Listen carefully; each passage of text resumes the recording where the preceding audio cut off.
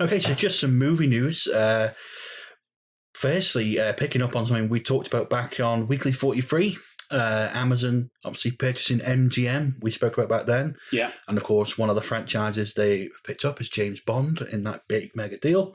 Well, it was interesting because this month, April, James Bond, all the films are landing on Amazon Prime Video. Even the brand new one? Even the new one, No Time to Die, is going to be on there. Oh, interesting.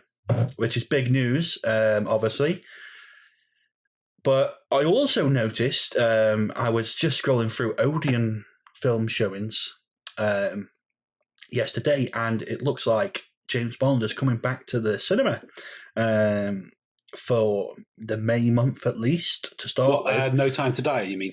Yeah, No Time to Die is getting a re-release in the cinemas, as well as some of the older James Bonds as well. So Dr. No, Thunderball, On Her Majesty's Secret Service, a lot of the early Sean Connery films seem to be coming out at the pictures. And this made me think of, we mentioned what the strategy might be from Amazon. Are we still going to get cinematic releases? What's going to be their approach? We discussed in that episode. And so this might be a little indication of, okay, Amazon's prepared to not only put all the catalogue on their streaming platform, but put it out into the cinemas and take that approach as well and use up some of their older catalogue, which I thought was really interesting. It is interesting. I mean, the old Connery films and stuff, a lot of people, new generations won't have seen them on the big screen. I know I certainly haven't seen any of the Connery films. I don't think I've even seen any of the Roger Moore films on the big screen. That's interesting. Do you know if that's just with Odeon then, or is that they're going to release in other cinema chains as well? I'm not sure. I haven't looked that deeply into it. I've only looked at the Odeon, but I would take a guess that it will be across cinemas, because usually when these things happen, certainly like the anniversary film releases, like The Godfather recently, that was across all chains and stuff. Yeah. So I would imagine if they're taking that approach, it's probably across multiple franchises, you would imagine. And selected theatres.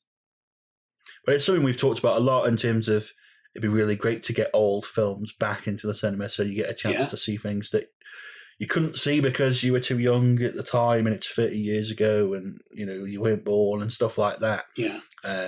I'd certainly love to see Goldfinger on the big screen. That's probably my favourite Bond, Sean Connery Bond. Or maybe Diamonds Are Forever as well. I like that one.